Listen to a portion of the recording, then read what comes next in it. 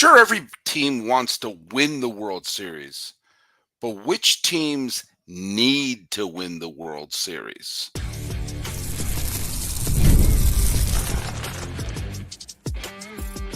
You are Locked On MLB, your daily MLB podcast, part of the Locked On Podcast Network, your team every day. All right, hello, baseball fans, and welcome to Locked On MLB, part of the Locked On Podcast Network, where it's your team every day. This is the daily podcast. We talk about all of Major League Baseball. I am your host, Paul Francis Sullivan. If you don't believe me, there's my lower third. You can call me Sully.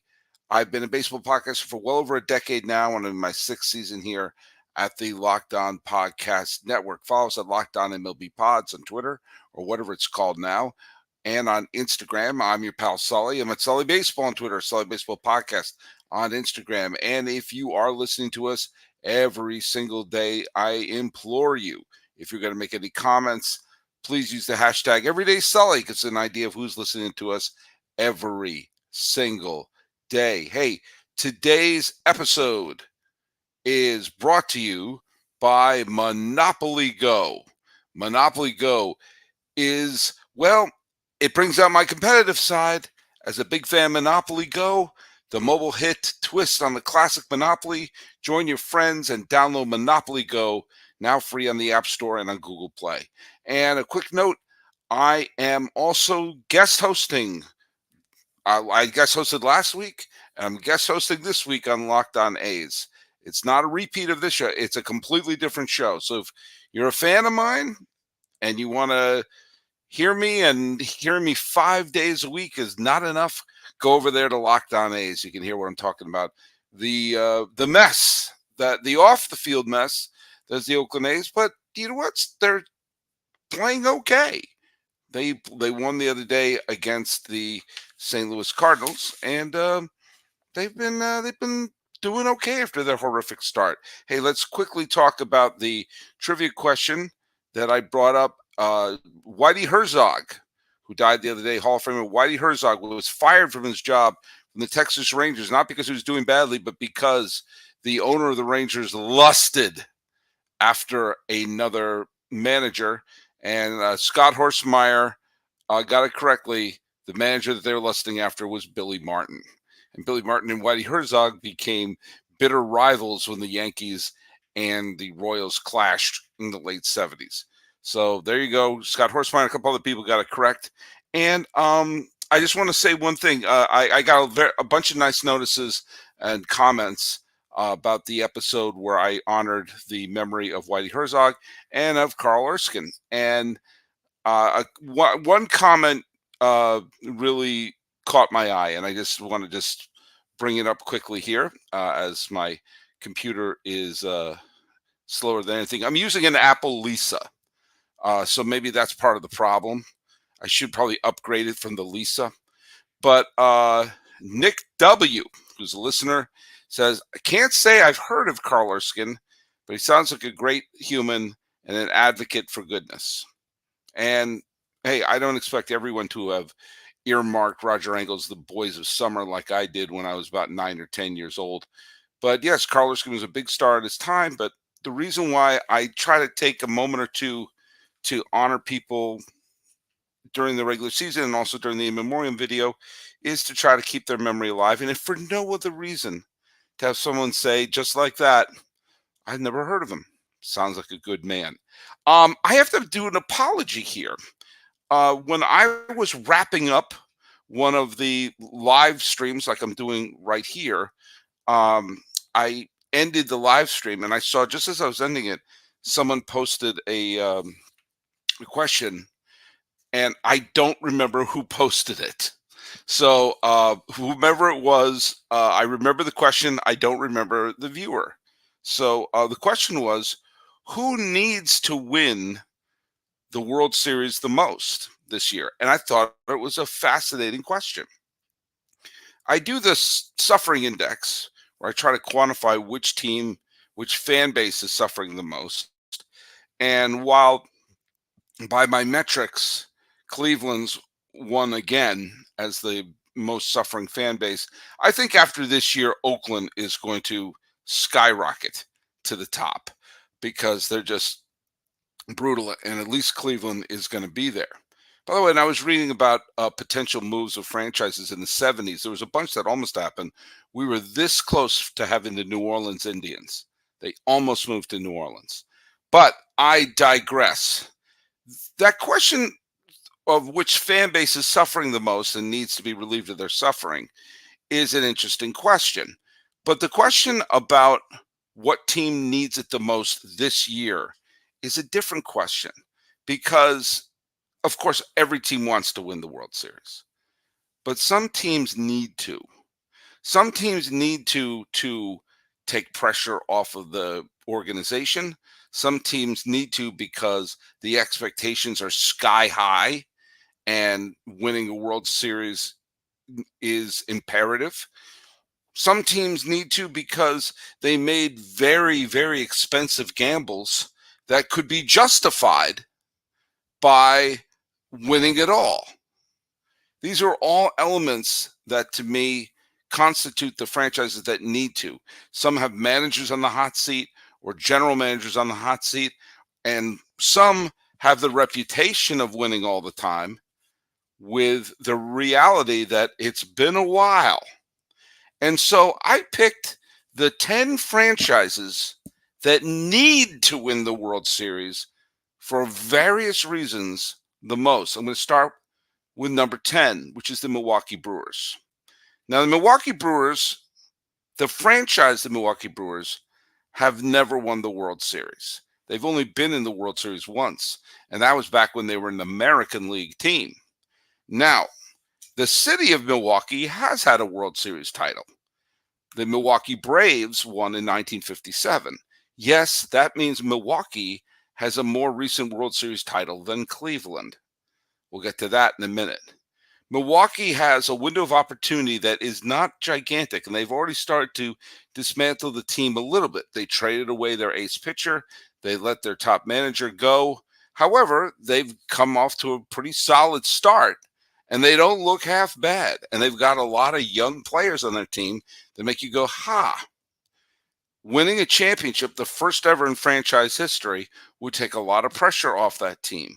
It would also take pressure off the team that the moves they made, including trading away Corbin Burns, won't look as bad if they're hoisting a trophy at the end of the year.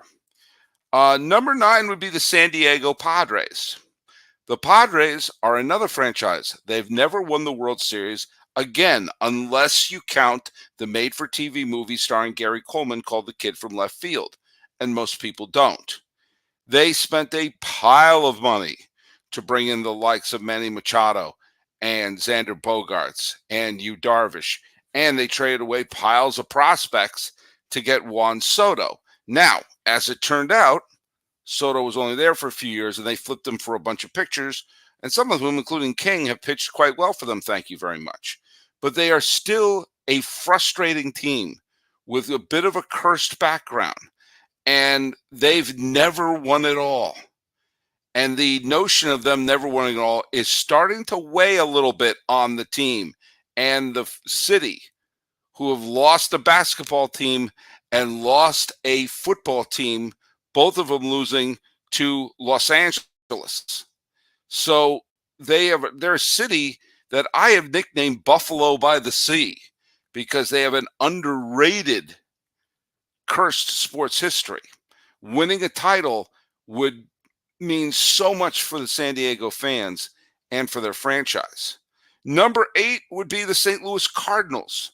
Now, the Cardinals, Mozeliak and everyone there have traded away the Gallons and the Rosa Reinas and the Alcantras and a bunch of young players, and they've traded away piles of players to bring in Nolan Arenado and Paul Goldschmidt. And who would have predicted that the Diamondbacks would get to the World Series before the Cardinals? It's been over a decade since the Cardinals have played in the World Series. They've last won the World Series in 2011. They were in the 2013 World Series. And they've had some terrific teams that looked like they were pennant bound. But they haven't had a World Series. It's been 2 managers ago since they've won a World Series. And they went for broke firing Schilt, who was looking to redeem himself with the San Diego Padres. They've made some bad trades, put in some huge contracts, and finished in dead last place last year in a division where at the beginning of the year it looked like nobody was trying to win. Hot seat in the general manager, hot seat for the manager, and Cardinal fans, the nicest in baseball, are starting to get a little red in the face.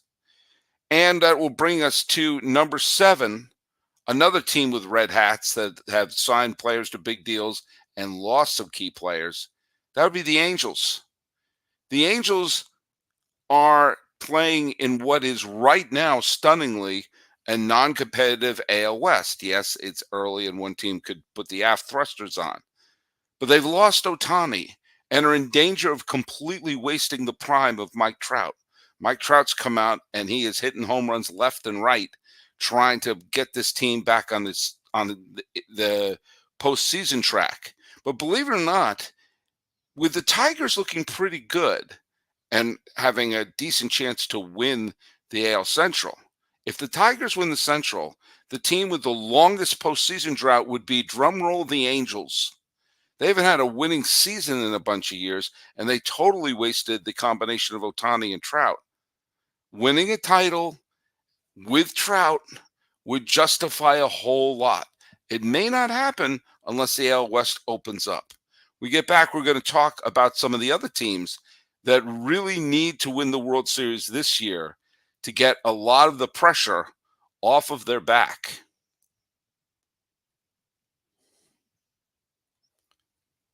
This episode is brought to you in part by the good folks over there at Policygenius. Policygenius is the nation's leading online marketplace. It saves you time and money so you can provide your family with a financial safety net starting today. With Policygenius, you can find life insurance policies that start at just $292 per year for $1 million of coverage. Some options may offer same-day approval and avoid unnecessary medical exams. Life can be unpredictable, and Policygenius can take away some of the worries what your family could go to in case something happens. Policygenius gives you unbiased advice from a licensed expert support team. They have no incentive to recommend one insurer over another, so you can trust their guidance. Thousands of 5-star reviews on Google and Trustpilot from customers who found their best fit using Policygenius. Check life insurance off your to-do list in no time with Policygenius. Head to policygenius.com/lockedonmlb or click the link in the description and you'll get free life insurance quotes and see just how much you can save. That's policygenius.com/lockedonmlb. Now, I got to say something right here and now. You may not like what I'm about to say, but I'm going to say it. I am a competitive person. Okay? That's how I am. That's how I don't like to be wrong. And when I am wrong, do you know what? I'll admit it. Kind of like what I did with the whole Ohtani thing. But most of the time, I like to win. So, my competitive time is fed by Monopoly Go. I'm sure you've heard of it. It's been downloaded over 150 million times. It's a great twist on Monopoly. And it's where you play not one, but hundreds of Monopoly boards in crazy locations, building up amazing cities that bring you big money. The best part for me is messing with my friends. I can charge them rent to my iconic properties, just like the fantastic and classic Monopoly. But now I can heist their vaults for riches for myself, and the leaderboards show me who the biggest Monopoly tycoon is. But it's not just my competitive side that loves me. You can team up with friends and people all around the world in time tournaments to earn huge awards. To get in the game and join your friends, download Monopoly Go, now free in the App Store and at Google Play.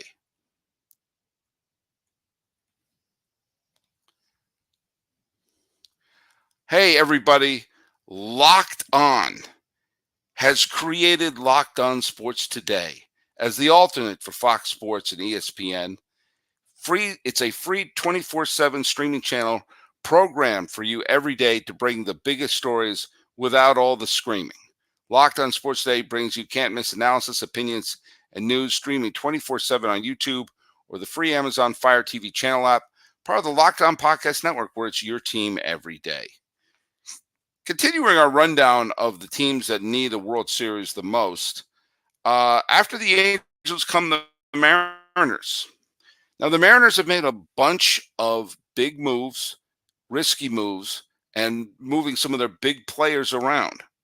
And along the way, they've made one trip to the postseason since 2001. And they remain the only franchise to never appear in the World Series. This is the franchise that, we mentioned the primes of Trout and Shohei Ohtani wasted in Anaheim. Well, the Mariners wasted the prime of Junior, A-Rod, Edgar, Ichiro, Randy Johnson, and Felix Hernandez.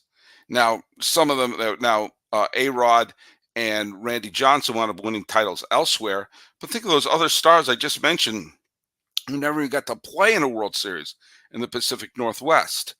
And it's starting to get a little tired for Mariner fans saying, hey, wait a minute. Every team has made it to the World Series at least once, except us? Even the Rockies? Yeah, even the Rockies. So there's some pressure on the Mariners to get things going. I think there might be some pressure on Scott Service if they don't have a big year. And number 5, I'm going to say the Rays. The Rays have had a ton of talent. The Rays have gone to the World Series. The Rays are always in it. The Rays are going to be in it this year. The Rays will win with players you've never heard of or people you thought retired 5 years ago. And there's a lot of pressure for the team to win with whomever they have now because they know they don't have the deep pockets to sign them for the long term. They also want to keep the team there. They want to keep the team in Tampa Bay. Now, for reasons I don't understand, they're thinking about building a stadium right next to where they are now, even though I thought the problem was the stadium location, but I digress. The Rays haven't won it all, and they need to. And winning it all will take a little bit of the pressure off of them and maybe encourage that downtown stadium that they really need. I'm going to have the Phillies at number 4. The reason is Bryce Harper. They signed Bryce Harper to a contract that basically ends at the heat death of the universe. Harper's held up his end of the bargain. He's been an MVP and a playoff MVP. They got to within 2 wins of winning the World Series a few years ago. They came up just short, but hey, they got there. And I believe if they rallied against Arizona in the 8th or 9th inning in last year's Game 7 of the NLCS, I bet they would have given the Rangers a run for their money. But this is a year where I actually picked them to win the World Series, and winning the World Series would completely justify Harper's contract no matter what. And that's a big reason for them to do it. At number 3 would be the Guardians. Again, the longest drought of any championship team. It's been since 1948, since Cleveland has had a World Series title. And only twice in the wild card era has Game 7 of the World Series gone into extra innings. And Cleveland lost both of them, 97 and 2016. There's a lot of pain and anguish in Cleveland Indians/Guardians history. And a World Series win would go a long way to wipe that out. And number 1 and 2, I'm going to basically say a tie. That would be the Yankees and the Dodgers. Those 2 teams need to win the World Series. The Dodgers have spent more money than most countries to keep a team of superstars together. Yes, they won the World Series in 2020. Yes, they are regularly winning 100 games year in and year out. Yes, since this ownership took over at the end of the 2012 season, they've been in the postseason every single year since 2013. And yes, they won the World Series in 2020. But a lot of people look sideways at that 2020 World Series. I don't. It was the World Series they played. It counts. However, so many wonderful teams have fallen short. Now, some were helped by trash cans being banged and shenanigans being done by the 2018 Red Sox, but they've also lost to teams that were clearly inferior to them. The 2019 Washington Nationals, the 2021 Braves, the 2022 Padres, last year's Diamondbacks. Yeah, They all went on to great things in that postseason, but the Dodgers were so much better than them on paper. And they're starting to get a reputation of that Atlanta Braves, great in the regular season, but can only win it all once. Putting a second title in that would go a long way. And of course, the Yankees. It's funny. Someone I knew a few months ago, I guess before the season began, said, "I'm just sick of the Dodgers and Yankees winning the World Series every year." That's what he said. "I'm sick of the Dodgers and Yankees winning the World Series every year." And I told him, in the last 20 years, they've combined for two. The Dodgers have won one. The Yankees have won one. And the Yankees haven't been in a World Series since 2009. Since that title, more than half the teams in Major League Baseball have made the World Series at least once, and the Yankees are not one of them. There's a ton of pressure on Cashman, a ton of pressure on Aaron Boone, and a ton of pressure for them to keep Juan Soto and to win a World Series. We're about halfway through our second straight decade without a Yankee World Series appearance. So for the Yankees, even though they have the reputation of winning year in and year out, it's been a while. And so those are the teams that I believe have to. That's a third of the teams in baseball. And some of those teams aren't really going to do it. I don't see them doing it. But if any one of those teams I just mentioned, the Yankees, the Dodgers, the Brewers, the Guardians, the Phillies, the Rays, the Padres, the Mariners, the Angels, and the Cardinals, if any one of those teams win the World Series this year, let me put it this way, it will be gigantic. And for a lot of people involved, a huge sigh of relief. Well, it is time to think about the NBA playoffs, to think about the Stanley Cup playoffs, to take a look at Major League Baseball coming around, and it's also time for PrizePicks. PrizePicks is America's #1 fantasy sports app.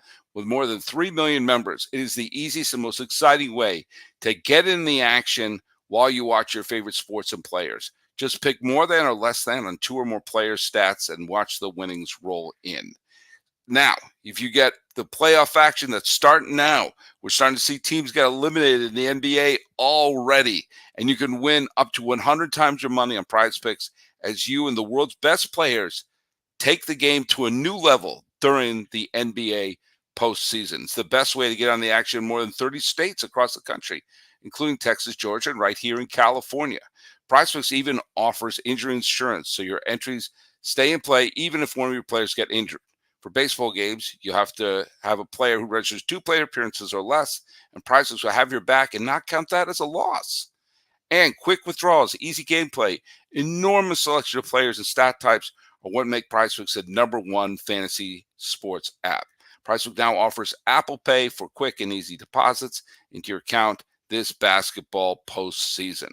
Download the app today. Use the code LOCKEDONMLB for a first deposit match up to $100. Once again, download the PrizePicks app today and use code LOCKEDONMLB for a first deposit match up to $100. PrizePicks. Pick more. Pick less. You know what? It's really that simple. Hey, quick reminder that Locked On has created the first ever national sports 24/7 streaming channel on YouTube, and now it's available on the Amazon Fire TV and the free Fire TV's channel app. Locked On Sports Today is here for you 24/7, covering the top sports stories of the day with the local experts of Locked On, plus our national shows covering every league. Find Locked On Sports Today, now available on the free Fire TV channels app. Just a couple quick things here. Viva the complete game. Suarez threw one the other day for the Philadelphia Phillies. Tanner Houck threw one tonight for the Red Sox. Houck's was an amazing game. It was under 2 hours. Back in 1990, I believe it was 1997, 98. It was 98. I went to a game at Turner Field in Atlanta. It was between Greg Maddux of the Braves and Kurt Schilling of the Phillies. And the game was over in under 2 hours. It was so fast that it was like, that you're basically in the fourth inning in a Red Sox Yankee game from the mid 2000s. Houck threw an under 2 hour complete game shutout. Boom, boom, boom. And they didn't automatically pull him after through the order twice. They didn't automatically bring in a relief pitcher. They saw he was throwing BBs. They saw that the instincts were right to have him complete the game. And the complete game, which is going away like the dinosaur, should be an important part of your pitching staff. I'm not saying leave your pitchers in and watch their arms fall off like what Billy Martin did with the A's in the early 1980s or what Dusty Baker did to poor Kerry Wood and Mark Pryor. But I'm saying if you're seeing someone is completely in charge and you can give the bullpen a night off, like the Red Sox bullpen had tonight or Philadelphia had the night before, that should be part of it. That was the whole point of having an innings eater in your rotation. And sometimes you got to play some of it by instinct and say, you know what? I know someone's telling me this. I know someone's telling me that. But right now, I see my pitcher can go deeper and deeper. And we've seen, amongst many reasons, why there's a rash of injuries. I think a big reason, obviously, is because everyone's going all out, throwing 100-mile-an-hour changeups and stuff like that. Your elbow's not designed to do that. There doesn't seem to be any innings eaters anymore. But also, you see the bullpens get worn down because if you say, well, 2 times through the order, go to the bullpen. Well, the bullpen isn't magically youthful all the time. They don't have the swimming pool from Cocoon in their clubhouse. Thank you if you got that reference. But having someone throw 9 was an important thing for your rotation every once in a while. To say, bullpen, you got the night off.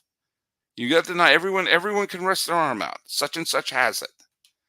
And I wouldn't mind seeing more of it. Not because in my day they went 9. I think the ideal is having your starter go 7, good solid setup man go 8, someone, the best person to close the 9th goes 9. Shouldn't always be the same closer. I'm not a big believer in the tyranny of the save.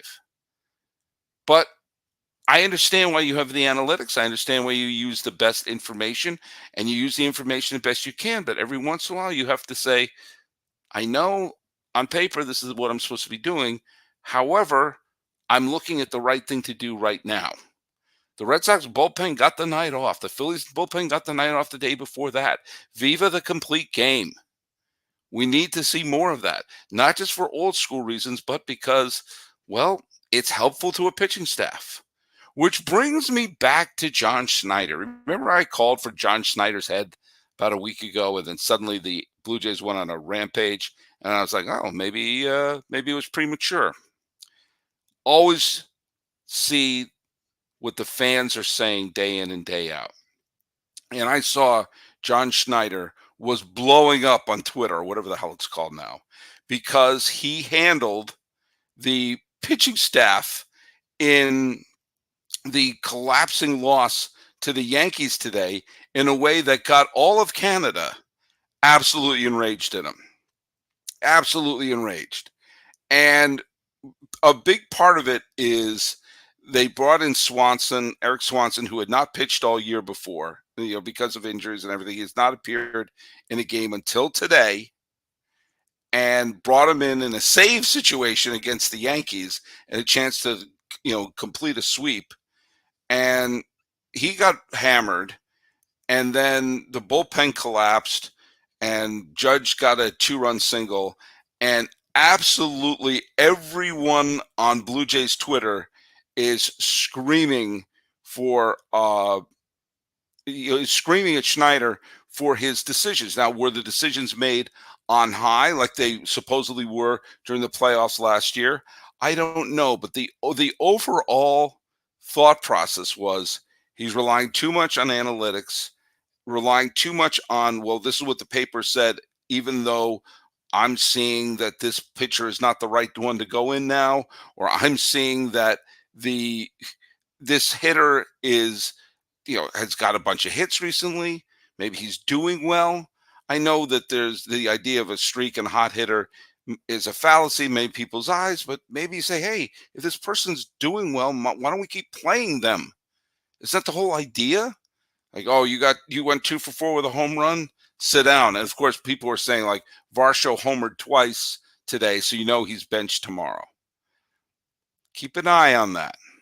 When a manager is starting to lose you games, especially in an inevitably tight division, mark my words. I said it last year.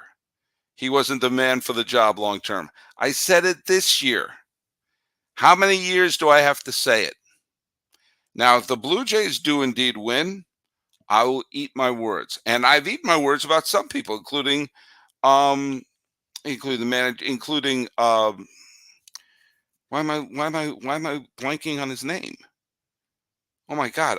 This is the first sign of losing it.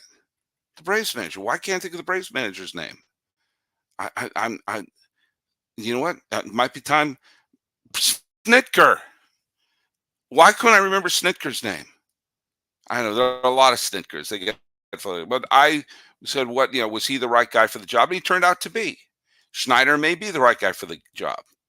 Dave Martinez didn't look like he was the right guy for the job. He wound up winning World Series. If I'm wrong, I'll admit it. But this is the second annual. Actually, I called for him to be replaced after the 2022 playoffs. So we are now technically in my third straight year of saying that maybe John Schneider's not the right guy for the job. All right. That's all we're going to say today, except for one thing. Happy birthday today to Henderson Alvarez, former pitcher for the Miami Marlins and a couple other teams. Now, in his birthday, I'm going to point out that on the final day of the 2013 season, Henderson Alvarez threw a complete game no-hitter. However, the way the no-hitter was clinched was unusual. The trivia question below is, how did Henderson Alvarez see his no-hitter be clinched at the end of the 2013 season? That's your trivia question. Follow us at Locked On MLB Pods on Twitter and Instagram. I'm your pal Sully. I'm at Sully Baseball on Twitter, Sully Baseball Podcast on Instagram.